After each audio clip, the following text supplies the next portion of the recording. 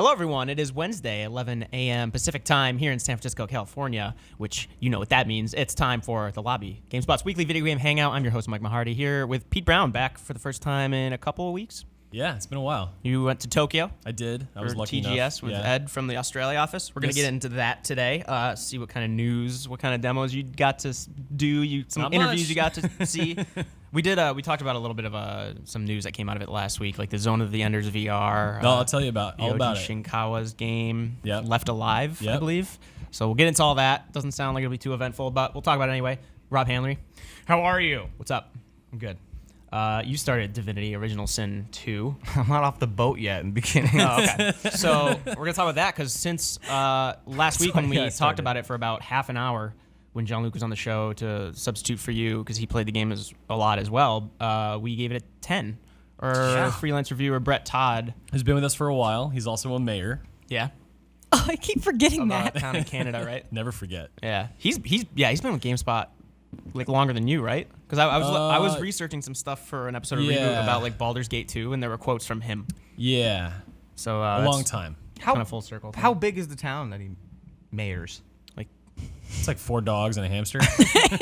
I don't know. A couple squads of raccoons. Dude, he put in 70 hours in that game in like just under 2 weeks. I don't know how he does it, but he does it. Callie Plaggy. Becky, hold all my calls. I got to review. Click, click, click, click, click. Hi, it's me. Hi. You're playing Danganronpa. I'm playing the Dang It Grandpa. And D3? yeah, it's really long. I put in I think 12 hours yesterday. Yeah. And I think I am almost done. There's a dog on the tracks on the way into work today. There was a dog on the BART tracks, but he's okay. Thank God. Right? People Thank can get dog.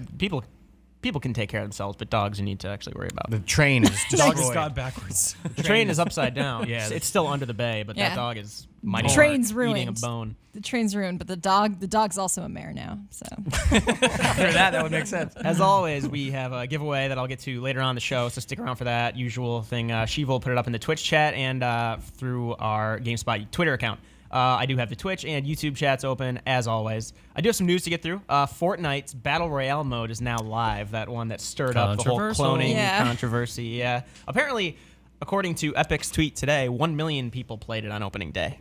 Like this mode. They rode the party bus, Epic said, which is essentially the plane that you ride in. it looks exactly the same. Yep, the island does too. I have not played this. Dumping out obviously, people. like all the way down to the way that you're parachuting in, the way that the circle closes in, the circle of death, the blue fog kind of closes in, forces you into a specific area. It's all super. It's not a PUBG coincidence. It's plus, inspired. Oh yeah, plus plus the building aspects. It's weird because. Is this Anthem? Are we watching Anthem right now? reading up on what people think of it, it does actually sound like it fits, but apparently it's just a lot more boring because there are no vehicles to start with that you can use, so you're just running across open expanses of land a lot of times when you're avoiding the circle of death. But literally, even down to the way that, they're kind of fanning their parachute to land a specific spot. It's PUBG. Which I guess, like, if you're going to try to clone something, you might as well clone something that, sold 10 million units just in early access. I mean, there's a lot of games that borrow things from other games. This isn't the first time we've seen it. I think Fortnite itself is like a conglomeration of 10 different inspiration games, like most games are. Some of the controversy, though, that PUBG was built using Unreal, which is owned by Epic, and Epic makes Fortnite, and maybe it was sort of like during that process, Epic was maybe like, hey, guess what?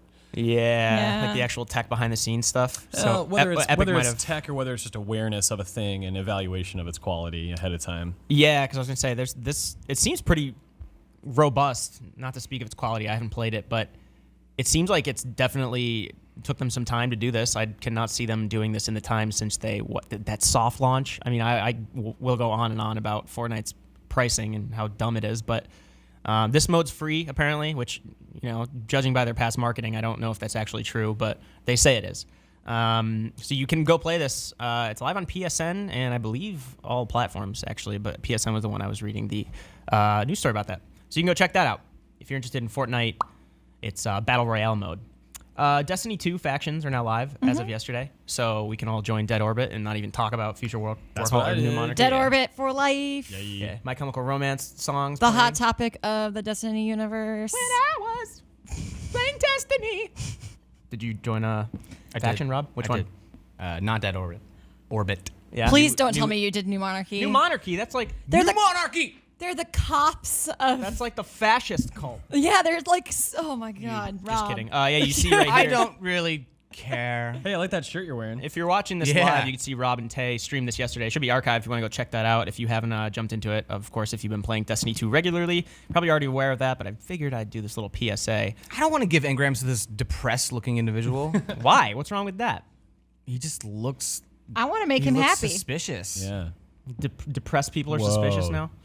Don't judge a No, book by that's- its sad That's just cover. a separate thing. He just looks also I- suspicious. Is that your? This is your? Oh, this is Tay's Titan. Yeah, that's definitely yeah. not me. Yeah. So what's the soft wall-ish 305 now? What's the wall-ish Yeah, the 305? soft. I think. Yeah, I think so. I'm not super sure. I'm still like 290 because Yeah. I haven't been grinding a bunch, but Not All Day on Twitch is saying these guys are idiots. Get them out of here. PUBG copied who? H1. H1 copied who? Arma. No, PUBG was like made in Arma 2's in Arma 2 as a mod, and then the H1Z1 kind of spawned off on itself. But it's the same person that's responsible. and also for most of Peter them. brought up the point that Right. games are inspired by each other all the time. Yep, It's that just that happens. one Destiny looks 2 is not. mysteriously similar. But anyway, Right. Due to the engine and people involved. And it's all You know, I think player Destiny- unknowns behind driving force behind that. Destiny 2 is suspiciously similar to Destiny 1. Mm-hmm. So Burn it all down. I do And, think Future War Cult has a cool like 70s aesthetic. I do Sure. I do like their aesthetic. I might do that for my Titan that Mm-hmm. I haven't made yet, but I plan on doing. So you get you're essentially giving your faction, I don't know, dude, a bunch of these tokens, right? They're faction specific, and then you get what armor out of it. Is my You, like, understanding? rep Yeah, them, and yeah, then you so- get points toward their reputation, right? It works similarly to the other reputation stuff in the game. So if you've been doing Crucible reputation or whatever it is, you get those tokens, you increase your reputation, and then you get an engram that has like a bundle of a set of armor and weapons. So there's like the Dead Orbit set. And so what Tay has been doing is he's been just farming Dead Orbit coins to try to get the whole set. We played a whole bunch on that stream, and I didn't get like one piece of armor from my faction leader. There, Yeah, are, there there's- are tiers. There's also like random stuff you can get, and it sucks because he just showed it. He was just on that screen. But yeah, you can get shaders and stuff. I heard a neat thing that this update also brought was that one of the I guess gripes with the game was that lost sectors, as cool as they are, you don't really have much incentive to go through them because the payoff is not that great. You know, Like the chest at the end, you mean? right, opposed to just going for public events nonstop. The only but time I do lost sectors is when there's a challenge associated when there with are it, challenges, yeah. but there's also to get the it's the Drang and Sturm. There we go. Yeah.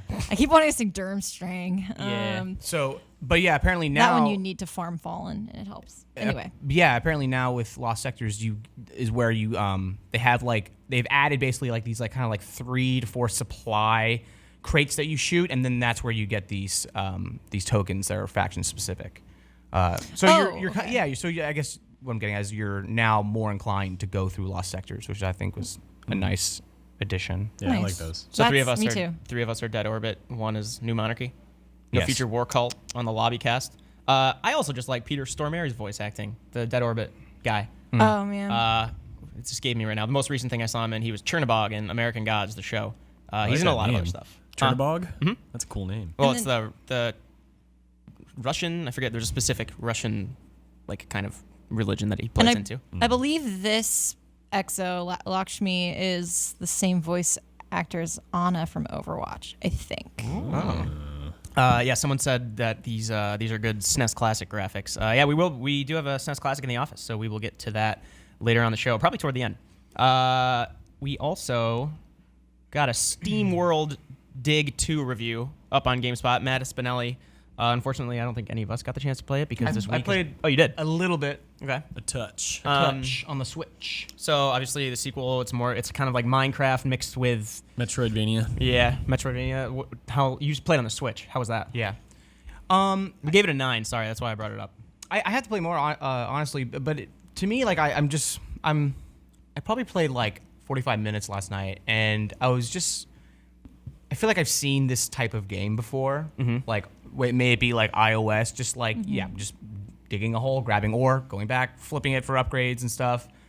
And I was just, I don't know, like I have to play more, but I guess what I'm getting at is I didn't feel like there was anything like different or like catchy for me to like keep playing. Like I feel like I've just seen this done before, but I don't know. The crux of the review, in Matt's opinion, and one of the things that he really loved about the game was the idea of mods that you can, generate after collecting stuff, and how that impacts your abilities, and then how that feeds into what you can explore. Right? It's that loop of character progression, skill progression, and then being able to go deeper into the world. So, yeah, I'd say 45 minutes probably isn't the right amount of time to get to that point.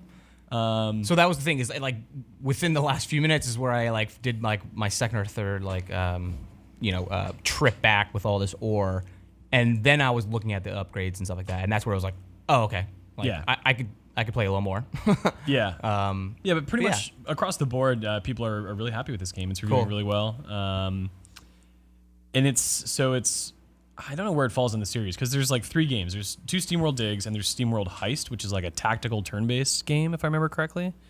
It's an interesting series.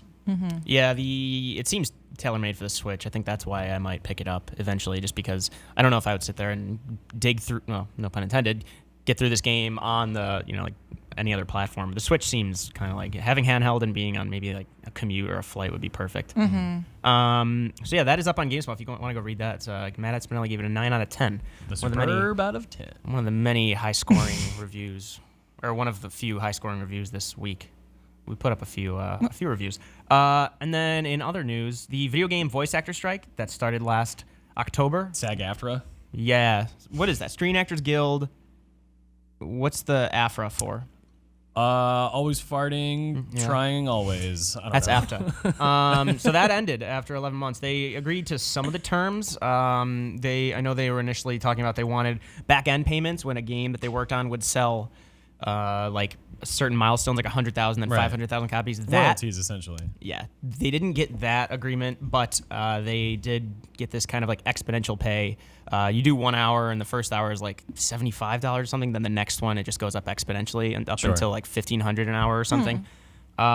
So, yeah, that's great. I think I would like to see the voice actors get some sort of royalties, especially considering you look at games like Divinity Original Sin 2, the voice acting is phenomenal.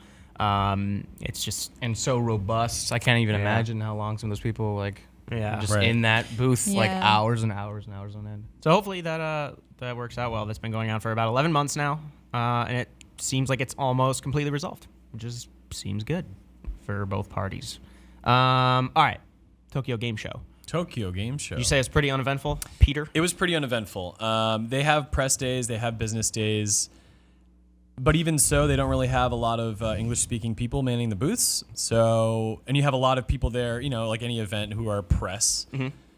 Still long lines, like 2-hour waits to play some games, which we don't really have time for. So I didn't get to play Yakuza, for example, which was kind of disappointing. I didn't get to play this. Which Yakuza? Yakuza Kiwami 2. Ah, okay. So it's the remake of 2 in the new engine, unlike the remake of 1, which is in the older PS3 engine. Just up-resed? Basically. Well, they did a lot more to it, but... Was it the English localization, or was it in Japanese? It would have been in Japanese. Yeah. But those games are pretty, beyond the dialogue, very easy to discern and stuff like that. So what I did get to play, I will talk about that. The thing that I was looking forward to the most and didn't realize it was going to be at the show was this game called Tiny Metal. This is an Advance Wars spiritual successor. Okay. Unapologetic about that, but it brings some new things to the table. It allows for... sort of like co-op attacks on an enemy. So, every enemy gets to counterattack, but if you can get 2 guys attacking during one turn, then the enemy still only gets 1 counterattack. There you go. Small addition. Okay. Otherwise, it's Advance Wars. You progress through Fog of War, you take over buildings, you build new units, and you try to take down the enemy. It's got really great art style, really great personality, and it's coming to like every single platform under the sun. We spent about an hour playing that game, I think, and it was the highlight of the show by far, even though it's not like a Japanese game necessarily. How long ago was Advance Wars now? I think Days of Ruin was the last one. Maybe, I forget. I think maybe there was like a DS acronym, but it was DS was the last system. And is anybody on this team like from the Advance Wars? Or are they just super? Not that I'm aware of. Okay. No. But again, it's like no one's really doing anything with that series, so they just kind of went for it. And the presentation is far more rich than what you would see from an Advance Wars game, which were always 2D and pixelated, which looked good. But this takes things into 3D, has a very polished like 3D cartoony aesthetic that works really well, and it's not too goofy or anything like that, but it is charming in its own way. So that game looks really good. Did you see anything more than we did about Left Alive, the game Yoji Shinkawa was working on? No, I mean there was nothing at the show about that. Just a teaser, right? Yeah, I mean what we do pretty much know based on an interview I think translated by Dengeki PlayStation is that this is likely taking place in the same universe as the Front Mission series, which is a series that Square Enix hasn't really done anything with in a long time. Those were tactical games. Those were turn-based grid. You customize mechs in really deep, engaging ways, and yada yada. But in this case, you are on the ground as a third-person action game, and you are fighting against mechs. And we kind of saw some of that in the teaser trailer, like very quick snippets of gameplay. And it's the person who's doing a lot of the mech designs has done a lot of them for Xenoblade Chronicles X, Gundam 00, I think, and maybe also Armored Core. But the Armored Core person might actually be the lead designer. I forgot the order of those names, but and Yoji Shinkawa, obviously, the concept artist at Kojima Productions, worked on Metal Gear, did some stuff for Call of Duty as well this year. The zombies, right? Oh, right. Yeah.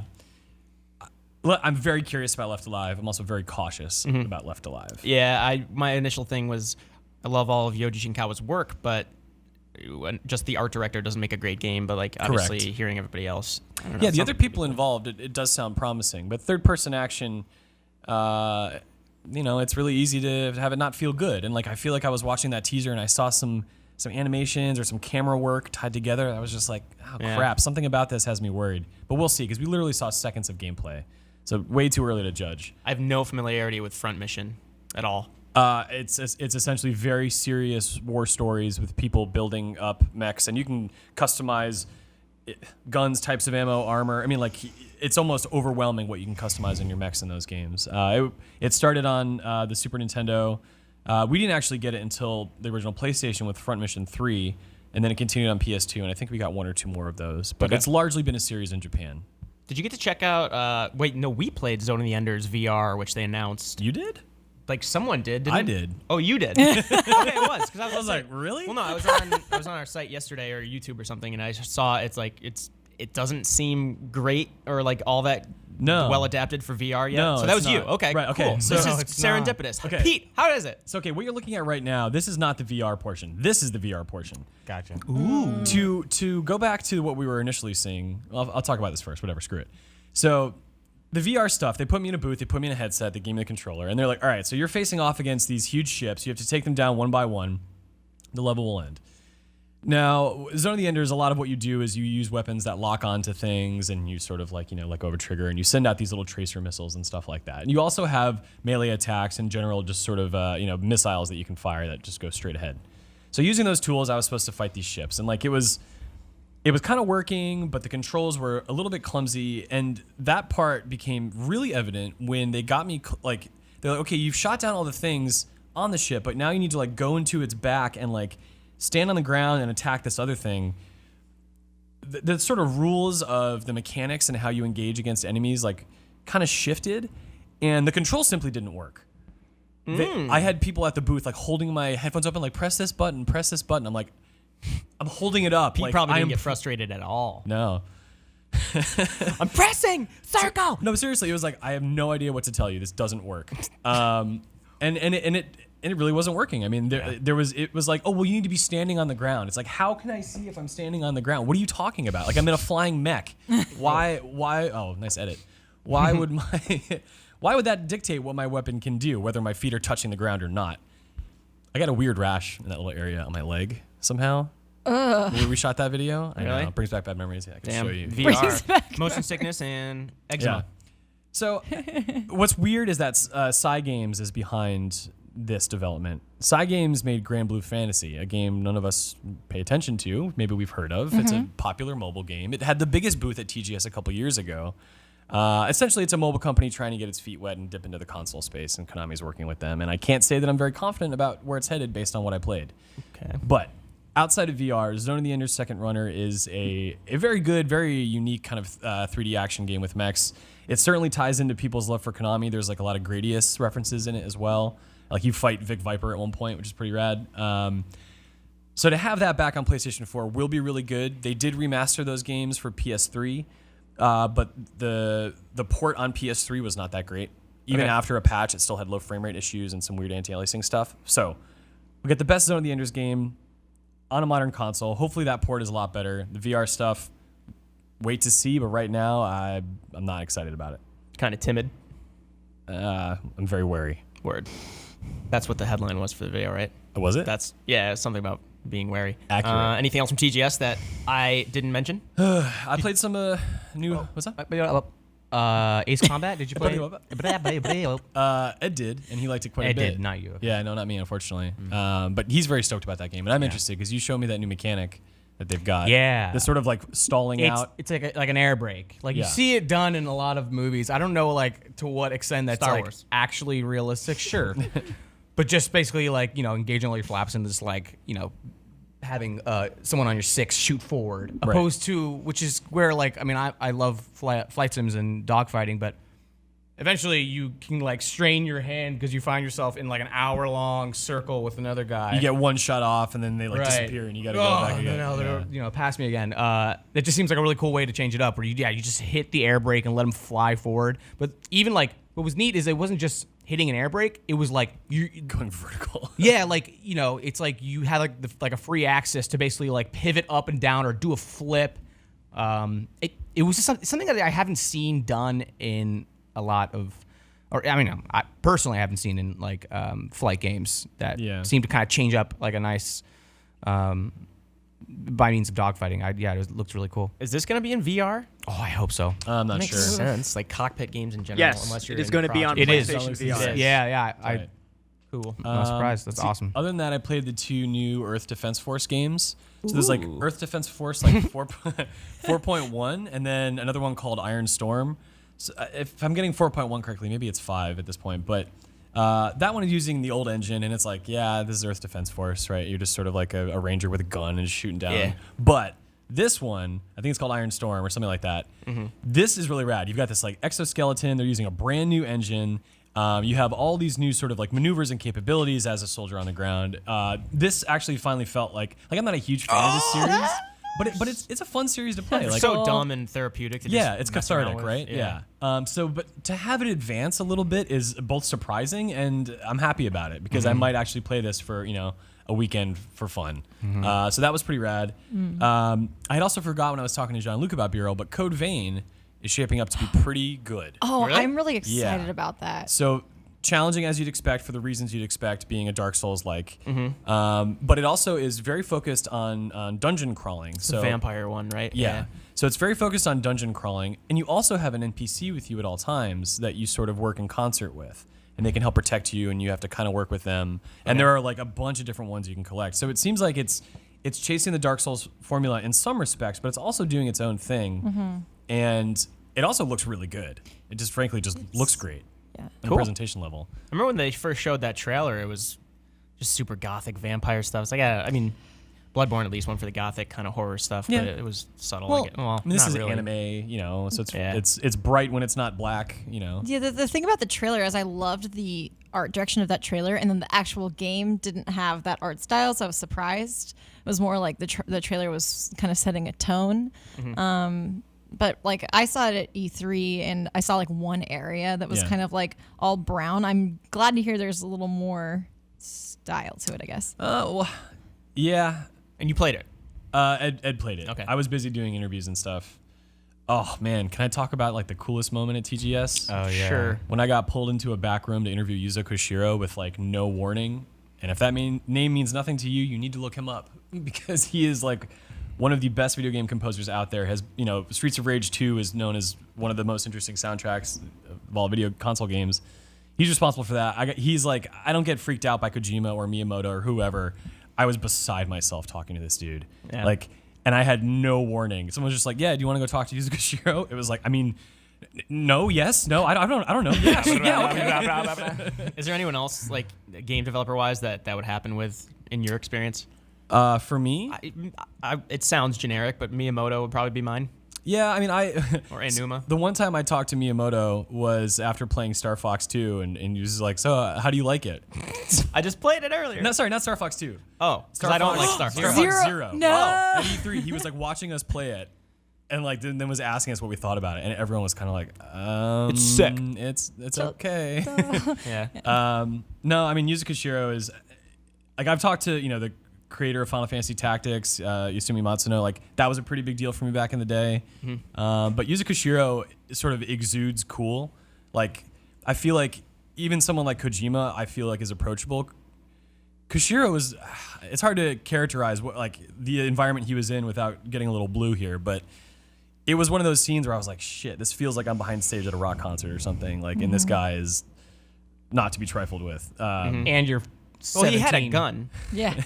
No, but he was very friendly. He was very open, but he just definitely has this sort of like imposingly cool nature about him. Yeah, I know the type. So that was pretty fantastic. I also got to talk to Suda51, which we get access to him quite a bit. We were talking about the Silver Case, the follow-up sequel, and the Silver Case isn't a game that gets wide acclaim or anything like that. So I kind of really wanted to talk to him because the game deals a lot with like murder, and I wanted to figure out why do you care about death so much? And he's like, well, it's not so much that I care about death. It's coming for all of us. Yeah. But he was like, what I'm trying to convey in this game is the sequel to the Silver Ward is called the 25th Ward.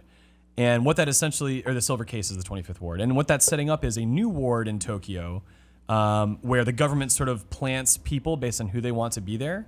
And it's sort of like really nice stuff, like really nice places, like these like mansion towers they're called. And so essentially these people are forced there by the government, but they like being there, but also they don't really know what to do with themselves.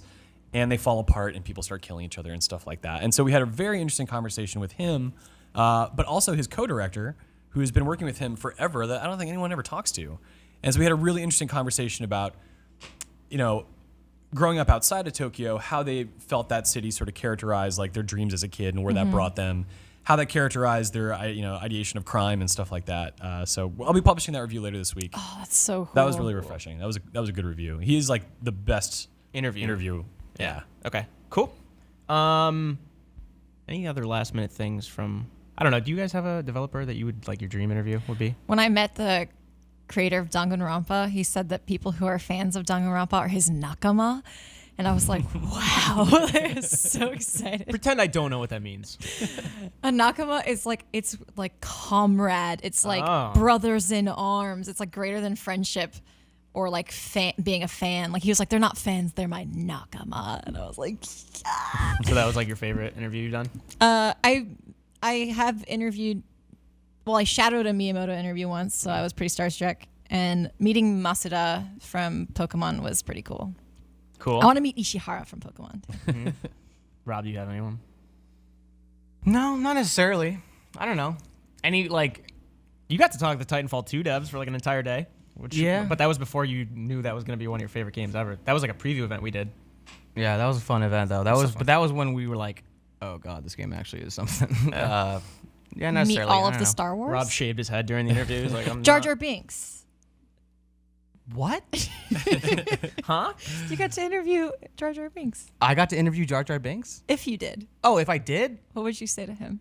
I'd say I'm sorry. Yeah. I'm sorry about everything. Are you trying to that get him to do happened. his voice? I don't. Yeah. I just felt like Yuzo Koshiro was one of those people that you would never interview. Like, why would you? He's not out there marketing games. He's not. Right. He's not really talked about that often among like games media and stuff. Yeah. Or by developers or studios. And then, but he's pretty important and he's a cool dude. So yeah. 84 Jester X in the YouTube chat said I would love to meet Shinji Mikami. I would as well. Yeah. Did you? Wait, you Oh. did talk to him, didn't you? For Evil Within 2. Yeah, I talked to Shinji Mikami. What's this trepidation you're expressing? The interview did not go as I had hoped. Continue. They're about to ship a video game, and I think that they are short on patience. Because the game's not good? Let's put it this way: the end of the conversation from QuakeCon, he told Alessandro, "Look, I'm very proud of my team. We developed this game in a much shorter time than the last one. There were a lot of challenges we overcame, and for everyone involved, I give it to you. Like, good job on doing that." So I started the interview. I was like, "Okay, I remember you said to my colleague recently that you made this game in a very short amount of time, and there were some challenges. I'm curious. Can you tell me what these challenges were?" And he was like, well, I mean, yeah, it was a shorter amount of time, but any sequel you're going to make it faster than the first one. And I was like, no, okay, but you said there were challenges to my colleague, and he didn't care for my line of questioning. He was very dismissive to the point where he was telling the director to answer questions instead. Wow. The director was more accommodating, but look, they were also facing a day of press interviews, and like we showed up at the end of that day to conduct our interview. I think they were tired. I can't fault them for being tired because, look, the press all want to know the same shit. We all ask the same questions at the end of the day, pretty much. That interaction, it didn't go as planned. That's all. I can't say one way or another whether he's a nice guy or not. But that interview was one of the more frustrating for me. Damn. Resident Evil 7 turned out to be a great game, but I remember like when I was at Gamescom interviewing some of the producers on the game, half the interview was them clarifying like something they said to us in a previous interview about like Silent Hills comparisons because it's called backpedaling. Yeah. And they spent, especially with translation and everything, 'cause I don't speak Japanese. They were a lot of it. Literally half of the half-hour interview was them clarifying something. I'm like, all right, now I get to ask my own questions, and it sucks sometimes, but yeah. Cool. Any other last-minute TGS stuff? Go to Tokyo if you get the chance. Flights are cheap. Flights are very cheap. I want to. What? So go. Never Flights been are like to $700. Tokyo. Do it. What? Oh yeah. Hold on. Can you talk let me about pull Goku a 700 little bucks bit? out of my butt. Do you want me to talk about Goku? I want you to talk Whoa, about Goku. do that, Mike. We're gonna. Would you take it from me if I did that? Sure. What are you? Dirty money. Oh, I saw that. God. So Goku. Goku is all over Tokyo. You go into a convenience store, guess what? He's selling shampoo. Any toy store you go to, there's 1,000 Goku toys. I try to take as many pictures as I could of Goku around Tokyo, and I hope to put up a gallery of that sometime soon. Different people Do it. dressed as Goku. No. The real Goku. Yeah. Goku himself. Yeah. The worst father in the world. Cool. So that's Tokyo Game Show. We got a bunch of news stories and videos and impressions up from Peter and Ed from Australia offices who made the trip to Tokyo last week. Welcome back again. Thank you. Welcome back. To the storm of review season. Come back. Yeah, It's happening. you got there like right kind of After after the typhoon because that one was it the same one that hit China? Because another one hit China as well. Like apparently went up the east coast of Asia. Maybe it was, before it hit Japan. My buddy was just in China and said it was pretty bad. When I got there, everyone was like, it's overblown. It's fine. They're like... These missiles, though. Yeah, right? No, the funny story I heard a couple times was, it's a Japanese typhoon. It's very polite and efficient. I was like, okay. Polite. Polite and efficient. Okay. Because it's a Japanese typhoon. Yes, thank you. Wow. Stereotypes. That's what they were telling me. Okay. Applies to typhoons as well. Gotcha. Apparently, it wasn't a big deal. Well, that's good that it wasn't too bad. Heat Signature, a game that came out last week. I tried it out for a few hours and I like it a lot. I guess the best way I could describe it. So people looking at the screen will just be like, oh, it looks like FTL because it's a very top-down perspective of these ships. But it's more akin to Hotline Miami mixed with Rogue Legacy. So, but a slower-paced Hotline Miami. So I don't want to talk too much about it because I think I'm the only one that played it. But I will say you should try it out. Like I played it on Steam, and it's worth saying that it's like a Hotline Miami if it were slower, and then slower paced. You're trying to figure out like, okay, this gun is recharging, so I could use my wrench against this guy, and then punch this guy, pick up his gun, kill the third guy. That's kind of Hotline Miami, but this is all playing out at a much slower pace to the point where You're pausing time, right? yes, it's actually like VATS almost from Fallout. So Right. you'll press space bar, look at what tools you have, look at like the reload timer on your gun. It's all like energy weapons, or most of them. Looking around the room and then kind of like lining up a shot with your crosshairs and then pressing space again to unpause it. And like your health is fairly low, right? Yeah, Like, it's you take like you're one or two hits and you're done. Yep, if that. At the point I'm at, it's 2 hits, but you get like a left click button, a right click button. Like I said, you could pause it. You get a teleport tool, so you can kind of say, teleport this key card to me so I can open this door and go get this weapon. But it's like Rogue Legacy in the sense that you go back to this hub to get contracts. And it's pretty cool in terms of procedural generational storytelling. It'll say, oh, this mercenary has beef with this pirate captain, so the only mission is to go kill that pirate captain. Or this person is a bounty hunter, so go capture this person alive. Or this person needs this to escape to this world. It's also cool, like when you're transitioning between missions and going back to the hub, you're actually piloting the ship and zooming out to like a solar system view and then back into an actual, like, you have to match the speed, kind of like Interstellar, but not nearly as complicated, of the ship that you're trying to board and dock on it. It looked pretty cool. Yeah, It's fun. and, It's simple. Challenging. It's left mouse click accelerates, and then right brakes, and then you have to match the speed. But it's a very fun game. I'd highly encourage people to check it out. Like I said, if you like Hotline Miami, you should like this. Like I said, slower pace, but still the same kind of second-to-second planning when you go on different ships and whatnot. If you like Rogue Legacy, you might like this a lot. Rogue Legacy is one of my favorite games, and this reminded me of that because when your certain characters die, you will get a bunch of new ones with different motivations that kind of just contextualize why you're going to the ship and killing this captain. Can you eject people out into space? Yes, you can throw them through, you can shoot windows, airlock windows. It's pretty cool. You can, but you can also hit if there's a locked door, you can hit the wall with your wrench. So 3 guys will come through the locked door and unlock it for you. If you can't, just teleport the key card to you. This is the hub right here. You can talk to different people and buy stuff, upgrades and whatnot. You can see here when you go talk to the potential recruits, it'll say, there would be an easy, medium, and hard mission. So the easiest will be like, oh, I've got beef with this captain. I need to go kill him. Medium will be like, I need to go capture this dude alive. Third will be like, I don't know if I've done the expert level missions yet, but I imagine it would be more like you need to commandeer the ship, kill everyone on it, and also extract this in a certain time limit. This game's really fun. I highly encourage you guys check it out, and anybody watching or listening. It's very fun. It's like I said, if you liked any of those influences that I mentioned, but it's very much its own thing, obviously. But it's worth checking out. Matt Paget of GameSpot is in our YouTube chat. He says he also recommends it. What up, Matt? Yo. Hi, Matt. Cool. A game that more of us played. Ruiner. No, not really. That's the same number. I think I'm the only one who's played it. Oh, you didn't get the chance. No, man. Okay, Did so you play it? It's a no. so much going on What's right I actually don't know much about it. What's the elevator pitch? now. Cyberpunk twin stick shooter with a bunch of attitude. People were Never mind, I do know reading about this game. Previews. Yeah. People were comparing it to Hotline Miami. Maybe that's just because of the Hotline Miami's not even cyberpunk. You die often, like Hotline Miami. Like you're repeating stages pretty often. Okay. Okay. I've played about an hour. Once again, it's Daft my Punk. length of play for these games I'm talking about has been phenomenal. There's a lot of games this week. This game is, the intro of this game, which it's a frustrating experience I had, where it was like they're throwing all these mechanics at you, and it's tough in that you have a bunch of things as far as abilities. You have an energy based tree that you can change. I guess later on it's like a shield, but it does pull from resources like an energy meter that you have to refill at different stages.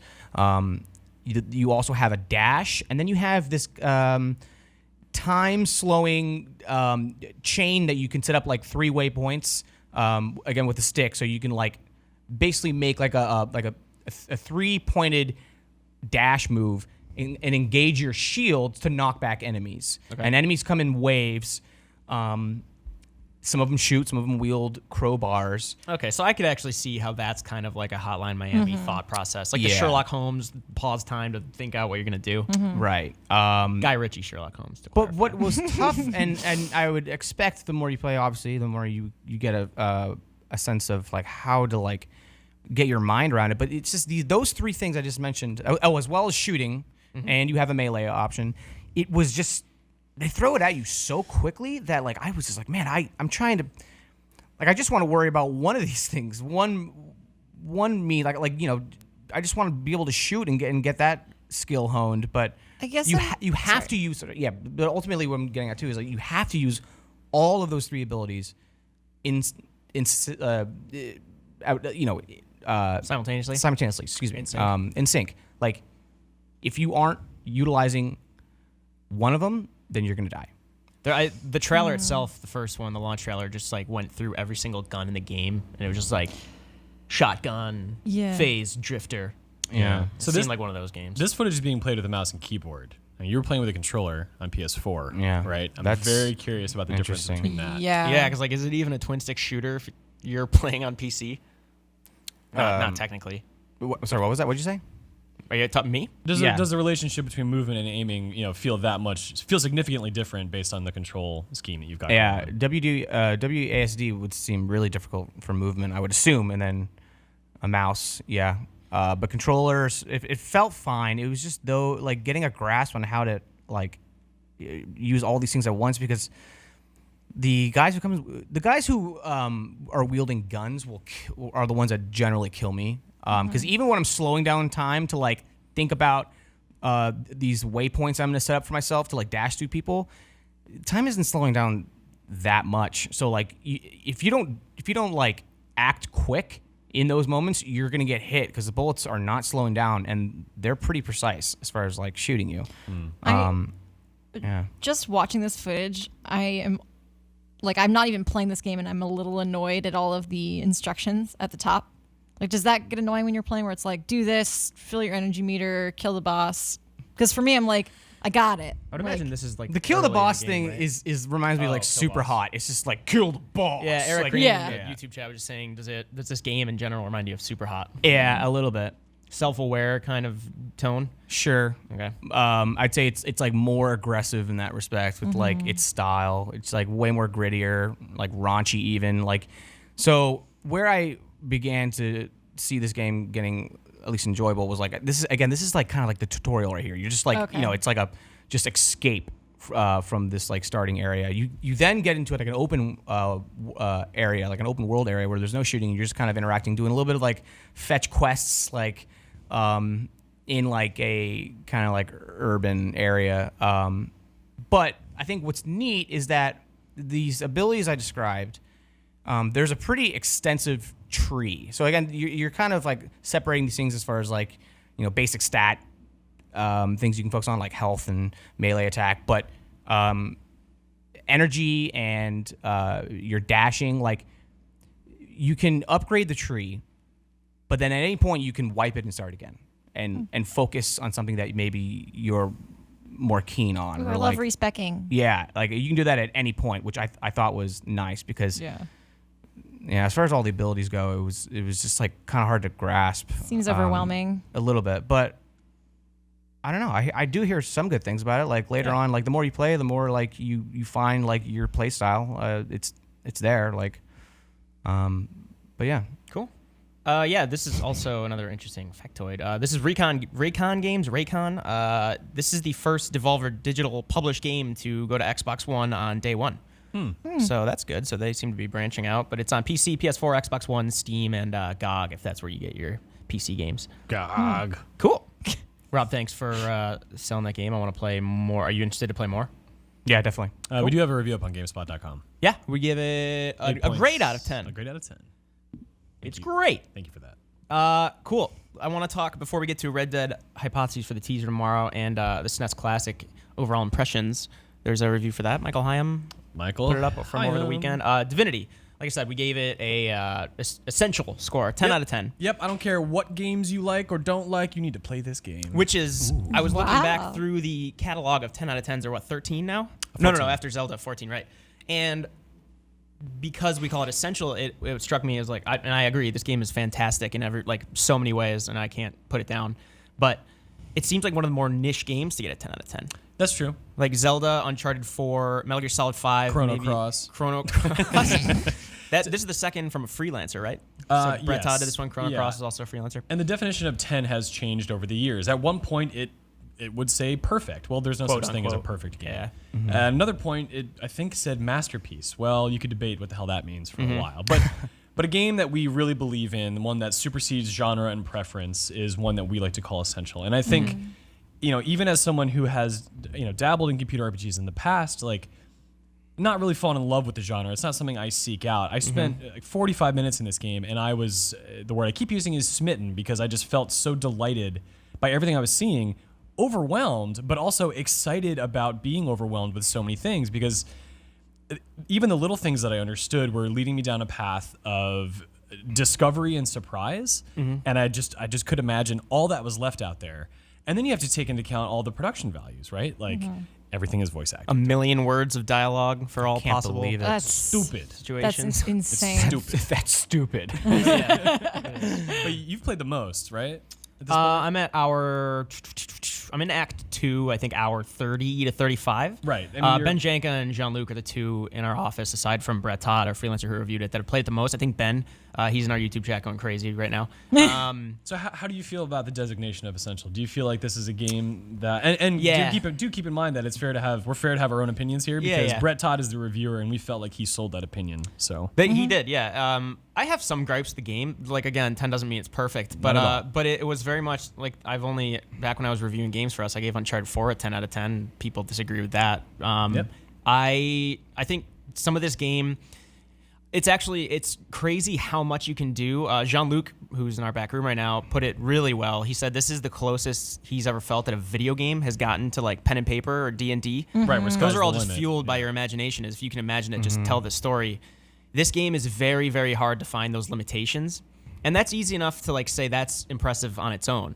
But the fact that it still feels contained, but it's also, I was telling you this morning, Pete, I like realized for the first time, you look at, I want to talk a little bit more about like the definition of a computer RPG and kind of Baldur's Gate stuff. But you look at the stuff that like BioWare has done since maybe Baldur's Gate 2 or Neverwinter Nights. It's been, the morality systems and the choices you make are often binary, like Right. Paragon or Renegade and Mass Effect, or Knights of the Republic. You could be like a Sith or a Jedi, or kind of Sure. straddle the middle ground. Many RPGs are like that, and you're taking this chaotic world and kind of making it this binary choice system. This doesn't really have good or bad, right? This doesn't have good or bad. This game, I actually realized for maybe the first time since like Baldur's Gate 2, or the first time like I can really remember, this game itself is actually changing the way I make decisions. Like I'm not imposing my morality on the game. The game is making me rethink what's right and wrong. But oftentimes it's crazy to see how many interconnecting systems will like these emergent things will come out of it. So I'm actually encouraged to do something just to introduce chaos to the world and not vice versa, and see what happens, because it's so entertaining and just like deep in terms of what kind of domino effects and chain reactions will happen. Every interaction feels promising. Yeah. Like Yeah. there's something fantastic that you didn't expect was going to happen. And like it is the Yeah, what are those poses really quick? pure when you're switching between classes. Yeah. Richard Lee loved that. He was saying CNC it's like a Music 90s Factory. Yeah, He's losing it. just posing and stuff.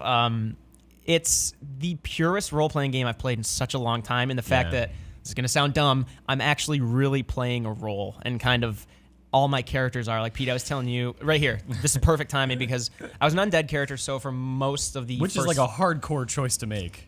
but I would recommend it because no, you're right. I know like I think Ben's a dwarf. Jean-Luc, maybe his brother is an undead. I don't know, something like. But essentially, yeah, like we talked about this last week. It's harder because people are afraid of you if you don't have a helmet that covers your face or a bucket for the first 5 hours because I haven't looted a good helmet.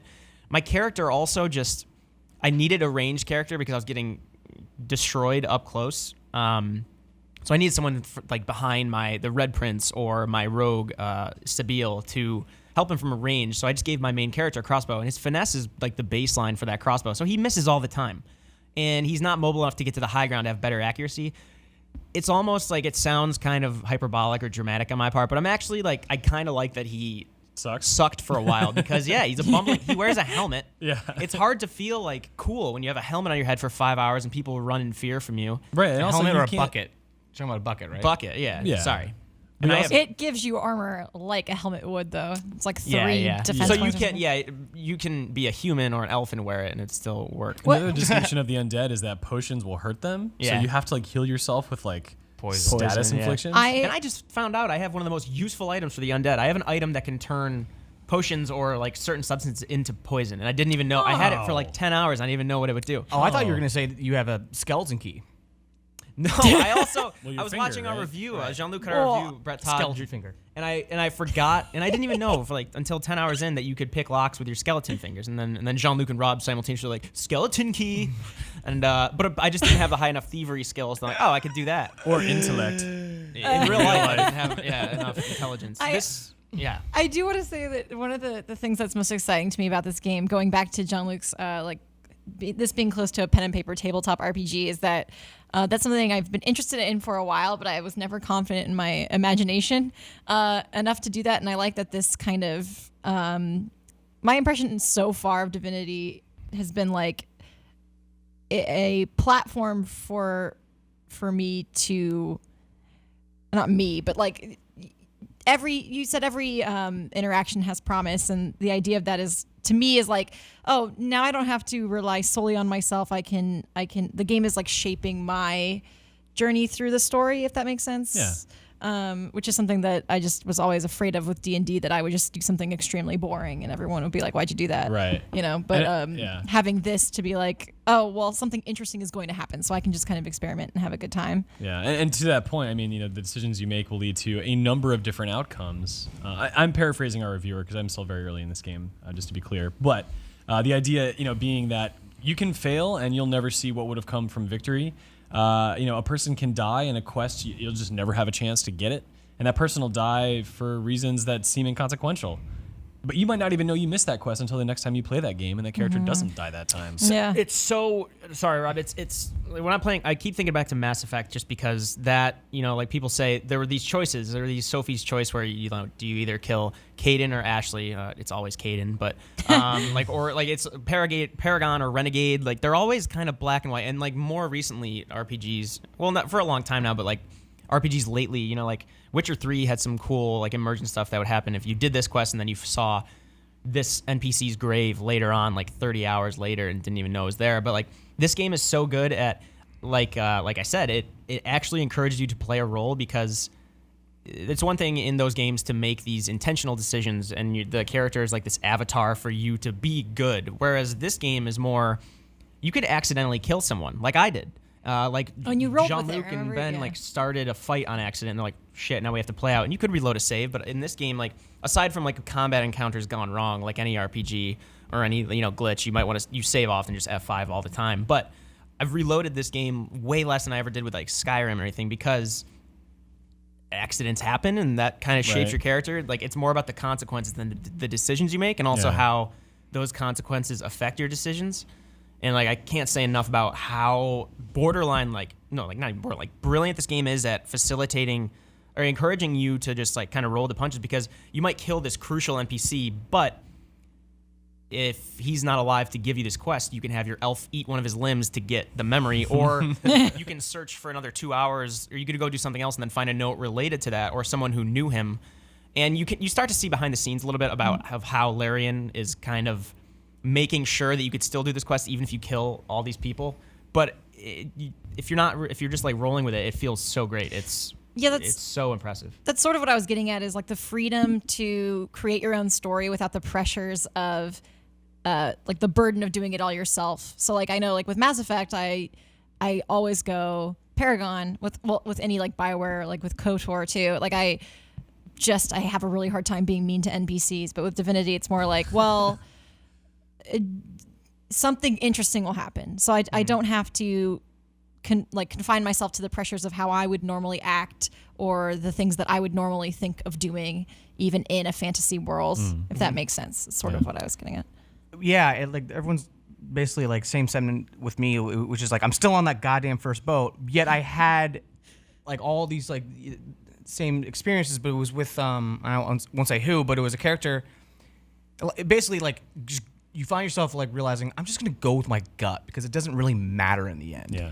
And opposed to with so many other RPGs, like you mentioned Mass Effect, where it's like, okay, I feel like I approach those games or have in the past where I'm like a detective. I'm trying to like pull out what I need to say with the choices because there's only one right answer. You're trying to get the perfect ending. Well, you're right. also Perfect envisioning run. like, what do I want out of this game? Right. How can my choices one by one get me to that point? Right. But And that's how do I max out? And so it was one you probably have had a similar one. Or anyways, it was a character who was like, I'm looking for or like, hey, do you have any cleaning skills or like cooking skills? And I was like, of the choices, like, yeah, like with the idea that maybe there's like a job or like a skill I can go, okay, great. Do you have any like, sewing skills? Like, I'm like, yeah, hell yeah, I do. And then he goes, perfect, you're now my slave. And I was yeah. It's in the very beginning. It's not too spoilery. I'm I on was better like, terms with that person now than I used to be. Yeah, but it was like, 'Cause fuck oh him. God, like, I should have been like, I could have done the other way, but that probably even had a similar outcome. It didn't really matter what it was, but in honesty, like I clearly, like I really did not have any of those skills. You know what I mean? Like, Yeah. Yeah. He's the Ramsey to your Reek. it like the game. It just so immediately was just like catching you like off guard. Like you don't. Yeah. No, you don't. Like I don't know. Every interaction feels really crafted and just up in the air. Like you just play it like yourself. Like it really strips you of like, I don't know, inhibitions. I feel like because it doesn't matter. Here's my favorite example so far. That where the game encouraged me to play to role play, not play a role, as someone pointed out, different things, but you get what I mean.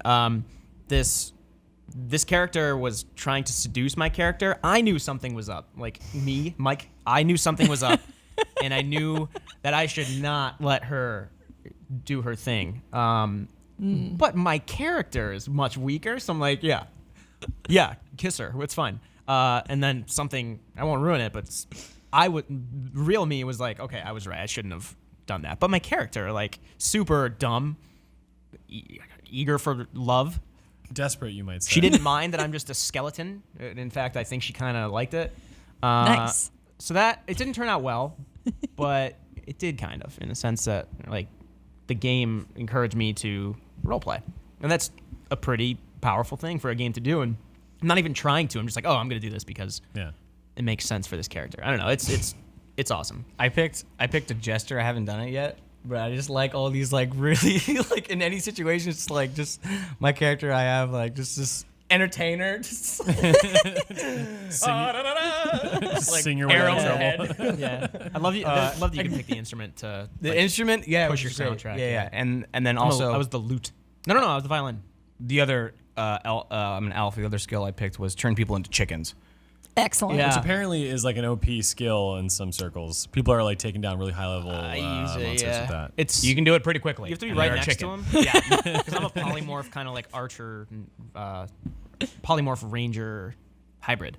Yeah. And I like him. And then The best is like turning someone into a chicken, and then like you can like always check an enemy's stats, and then you go back and it's just like this chicken head, just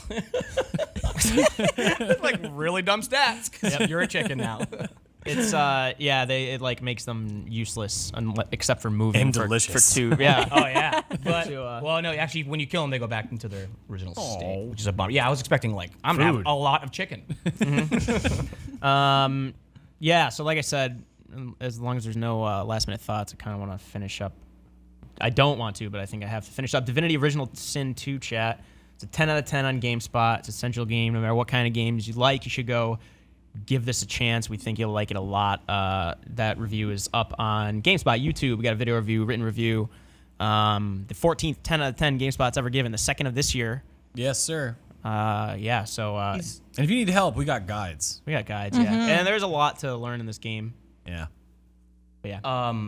Yeah, it's on console or is it coming its way to console? It might be coming to console. It Yeah. does have controller support on PC, and we'll let you choose a setting to dictate whether you're using PlayStation 4 or Xbox One. So you can kind of get the console experience. I was playing on my TV with a controller on my couch. Felt like it's not totally optimized for that kind of play just yet. So I actually want to spend more time with it, as I should, mouse and keyboard monitor in my face. So. Right. Yeah. Yeah, because Maximum Games ported the first game to Xbox One last 2 years ago. The first game was 2014, but yeah, like in 2015, I believe they brought it over. So judging by that pattern, it might be a year from now, if that. Like, I don't know. Like, they... I can't imagine like certifying this game is going to be easy for. Yeah, for well, it them. sounds like they... Who was I talking to was saying it's already, like, ready to start being ported. They, like, implemented that. Like, any good developer would do that up front, so it wouldn't take as long, right? So yeah, well, obviously we'll let you guys know when we if we hear about that for people who don't traditionally play on PC, because you should try this game. Is that split screen too? Or is that something they're also Oh, yeah, No, we it didn't even is. talk about co-op. There's a Yeah. whole freaking Yeah, co-op mode, and co-op. you can play a Game Master mode where you're Yeah. basically a DM. I mean, We talked about that last week. this game is a lot. Oh, yeah, well, Jean-Luc excuse and me. Ben did. Cool. And we should start a new campaign. We should try that. I know like a bunch of us keep Yeah, talking yeah, about yeah, it, yeah. but I'm like 35 hours into my single player. I want to try co-op more. Hell yeah. I kind of wanted to talk about Red Dead 2 teaser tomorrow. We can kind of gloss over a little more because, by the time like most people see this, if they're not watching live, the stream will have happened. But Rockstar did say they have a Red Dead Redemption 2 teaser coming tomorrow, or at least it was the red background with the Red Dead typeface. I hope it's just a live action teaser and that's all we get. Yeah. Just actors. So we did the stream last year. The game got delayed from last year to sometime next year. Maybe there's no set date. Q1. Yeah, whenever. Yeah, springish. Do you guys think they'll show much? Just the world? Like the teaser trailer that they showed on that stream last year was more like the world, right? I was about to say setting for sure. You think they'll show like And characters? time period. Show some Johnny Marmar. Yeah, I mean, what's next? I mean, obviously they confirmed an online component for right.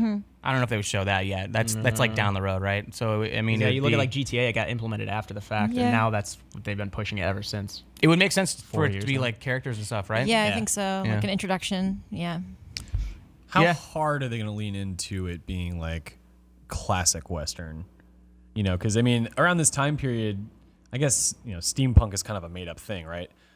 But you could kind of like imagine how they might grow out of the Western thing a bit, and how would they do that? You'd have to look Like at industrialization and whatnot. yeah, potentially like Yeah. like something. I mean, I would personally not mind at all if it was hardcore Western. Yeah. no, I wouldn't me care at neither. all. Yeah, I mean, it seems more like in the vein of what am I thinking of? What's the Coen Brothers remake with Jeff Bridges? Buffalo Boys. Yes. What? Gotcha, bitch. Hateful Eight, like Midwestern Hateful Eight. Because this is taking True Grit. place. True Grit. Thank yeah. you. So this is taking place like east of the original game, right? Like more Midwest kind of Rocky Mountain areas, from what I understand. So I guess you could say it's northeast of the original map, which was more like Texas, Mexico. Wasn't there like a leaked map of this game?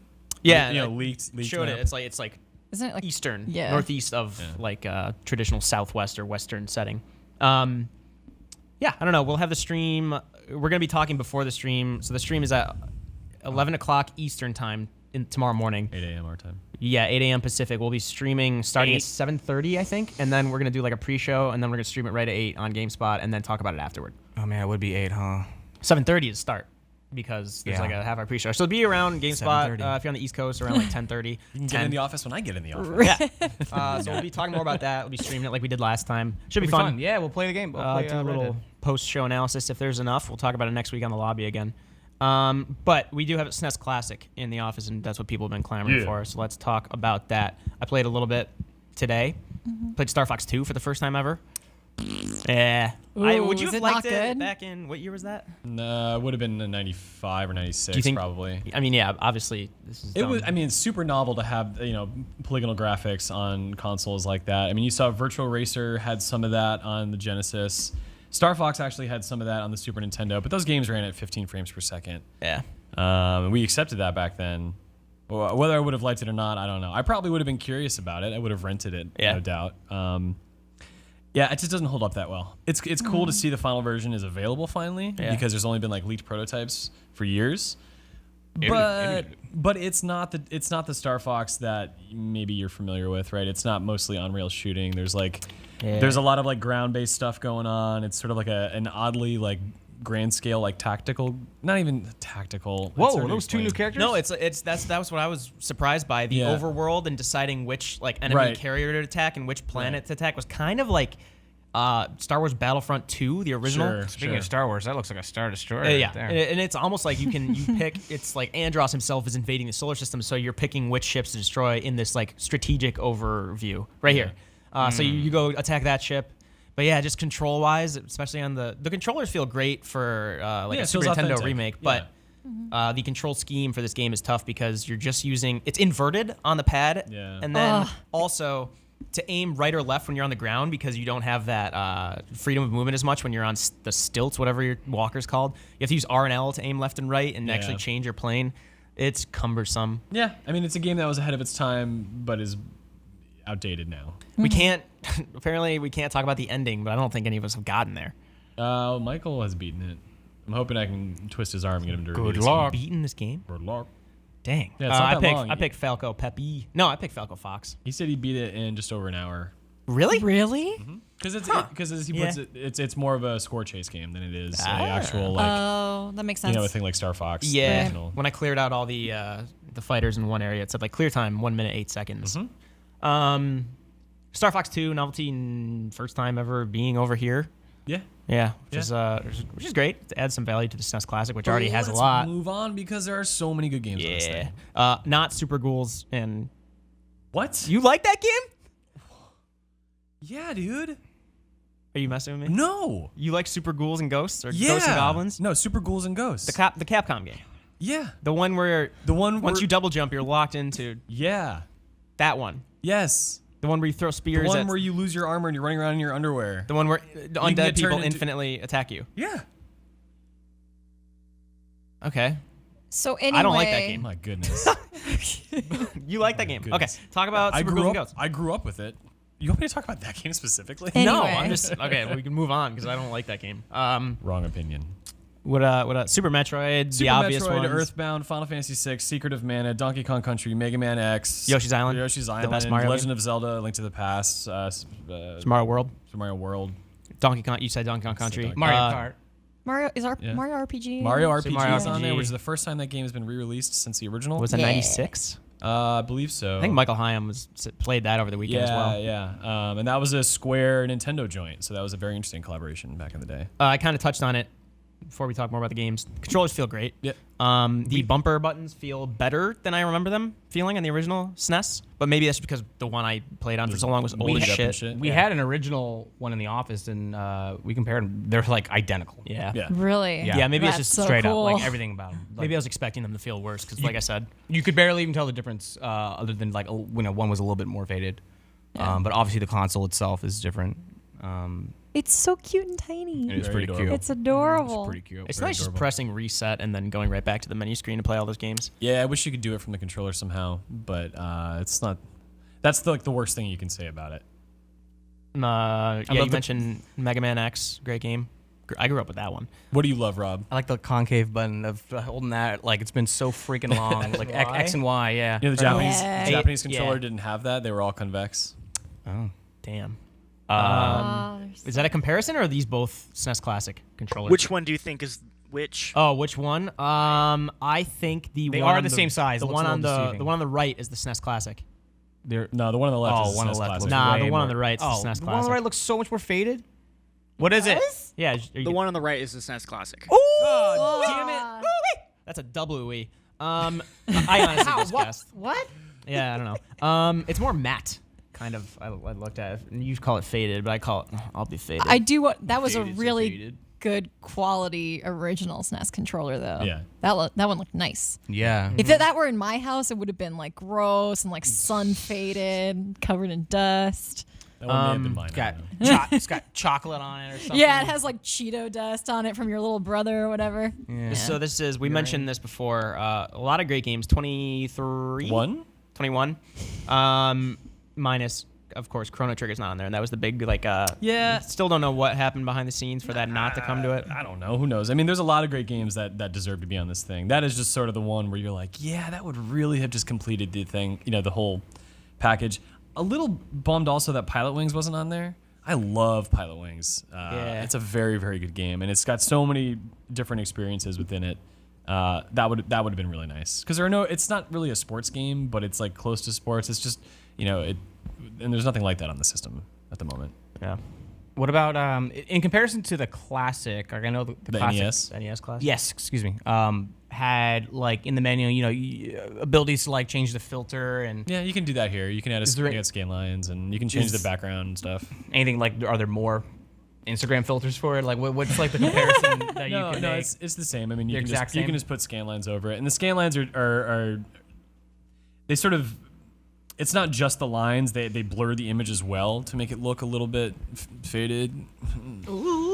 But I wouldn't recommend those. Not in this instance. I like scan lines on games, but not these. Here's my cue for your A, hopefully. What do you think this is worth? Okay, this is. I mean, obviously, clearly, there's a lot of value. There's 21 fantastic games, there's a lot of fantastic games in this collection of 21 games. Do you think there's more to this than seeing nostalgia? Do you think people who have never played any of these games, who maybe never touched this SNES, do you think this is worth grabbing in this day and age? I think they'll play something like Mario Kart and be like, eh. Yeah. I think they'll play Earthbound and they'll be pleasantly surprised by the writing, but maybe a little bit bored by the combat. Yeah. But you look at some games like A Link to the Past, Yep. Super Metroid, and Yeah. I'm not a huge Donkey Kong Country fan, but I will admit Donkey Kong Country is a timeless game. It's got one of the best soundtracks. It controls wonderfully, like really good, like especially when you consider like the limitations of what you're working with. Really good lighting and just sort of atmosphere. I think there are so many games on the system that would convince anybody that this thing is worth owning if they like video games. Super Mario World. Yeah. So yeah, Yoshi's Island. Super Mario. Well, Yoshi's Island is contentious. Ooh, Yeah. apparently. It's great to see, like, in a year when Nintendo's doing super well with their current console. Obviously, the NES Classic coming back next year is good, despite the fact that they kind of purposely or accidentally bungled the supply issues last year. SNES extending the production into next year was a good move on their part. Yeah. Hopefully they continue, because I haven't gotten mine yet. I know you guys are all waiting. No, Rob, you had a snafu, right? Oh God. I we want have to talk about it. one. But I yeah. can talk about I it. want one I so think bad. it's the same just story as always, Rob right? forgot how they charge for pre-orders, basically. Rob didn't know how to use a credit card. No, shut the hell up. Shut the hell up. My card got canceled, and I thought the payment already went through. I canceled my card and got a new one.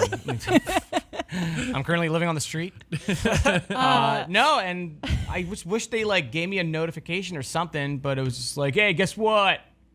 You blew it. Your SNES is gone. You blew it. And I was like, that's cool. I didn't deserve it. They're like, yeah, we know.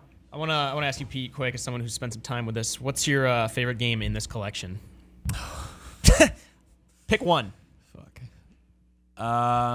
It'd have to be A Link to the Past. Yeah, that's the only Yeah. answer. Yeah. I mean, this and Final Fantasy 6 or 3 are That's the one I'm super. That's way up there, but That's the one Mario I- World, man. yeah, good, too. I'm with you. That I game hear is you. so Metroid's great. freaking good. There's It so is. much in there. It is. You're not wrong. Link to the Past is Link to the probably Past the closest. is like the closest to perfect. It's like really it's good. an yeah. If you want to talk just about so much in there, the diversity of experiences and the things that are expected of you are far greater in this than Super Mario World. Yeah. Super Mario World is. I mean, how do you pick? How do you really do that? Music. Man, I was listening to a podcast this morning where a guy was talking about, just to be incredibly nostalgic, growing up as a kid playing A Link to the Past and like deciding to like save his game and turn it off so he could watch the new episodes of The Simpsons and the Star Trek Next Generation, new episodes of those shows, and then turn this back on. Like, I do think these games outlive nostalgia, but it's also just it really does bring me back. And I don't want to say Nintendo is doing it in a cynical way. I don't know that they're doing it from a romantic way either, but it has that effect on me. So Yeah. this is just one of the coolest things to come out in years, in my opinion. Yeah, it's Especially if you try to collect these games in the real world. I honestly I'm so pumped to play Final Fantasy 3 for the first time. Yeah. Never played that. Have fun with that's random one I've been encounters. chasing forever. What'd you say? Have fun with random encounters. Oh, yeah. Yeah. Yeah, right. Because I think back to like Chrono Trigger. They would just you'd see the people right Yep. before you Yep. attack them. Random encounters are pretty much the only downfall to that game, in my opinion. Yeah. Cool. So yeah, we have a full review from Michael Hyam on our tech team, and he played it all weekend. It sounds like he played a bunch of games. I think he played through Super Mario RPG again, which is also a fantastic game. Mm-hmm. I like it a lot. Indeed. So go check that out. Full review on GameSpot. It's pretty much our show today. Talk Divinity, talk SNES Classic, Ruiner, a little bit of Heat Signature, some TGS news. If you're not watching this live, we are doing this every Wednesday at 11 a.m. Like I said, tomorrow, what is tomorrow? Thursday, the 27th of September, starting at 7:30 a.m. Pacific. We'll be starting to stream the pre-show for the Red Dead Redemption 2 new trailer, teaser, whatever the Rockstar does. Then we'll watch it here and then do a little post-show. That's pretty much it. Peter, you should join us. You might be streaming Cuphead this week. We got Cuphead code in. Yeah, I got to review Cuphead. Xbox One. That game looks tough. The embargo is Friday. Yeah. And as always, we have a giveaway. So I'll do that really quick. The Marvel vs. Capcom Infinite Collector's Edition for PS4. We did an unboxing of this. The deluxe edition, sorry. We did an unboxing of this. You get the 4. You get Chun-Li, you get Captain Marvel, Mega Man Iron X. Man, and Mega Man X. And the 6 eggs. You can go watch the unboxing. 6 eggs, yeah. I don't know. Go watch our unboxing. You can see closer up. Joey he bought his own, and we unboxed that. But you get the art book and everything. So yeah, we will announce the winner on Friday, according to Shiva. She's gonna put the giveaway link in the Twitch chat. But otherwise, you could just go to Twitter, follow GameSpot if you don't already, and retweet the giveaway tweet itself. We'll pick winners randomly Friday. So that's pretty much it. As always, thanks to Eric Tay, Jean-Luc Saipede, Richard Lee in the back. Thank you, Peter, Callie, Rob, for joining me. We'll be back next week. Maybe some Cuphead, Shadow of War. No, never mind. That's like a day after. Damn it. Okay. Yeah. So that's pretty much it. Thanks for joining me, guys. Any last thoughts? I'm before I hungry. sign off. Me So too. hungry. I'm so hungry. I'm really I'm tired. so hungry. I beat Echo. Oh, nice. Nice. Yeah, You gonna play it again? I saw. I want to play it again. Yeah. I want to play it again. Me too. Me too. Well, I'm Yes, only you like have- 2 I hours. want to Echo, play get it it? also. I'm echoing. Yeah. Ooh, that was good. Yeah. You're Yeah. on Let's point get some lately. food. All right, everybody. Thank you for joining us on YouTube, GameSpot, Twitch. Like I said, we'll be back next week. Thank you to everybody in the back. We will see you next Wednesday at 11 a.m. Pacific.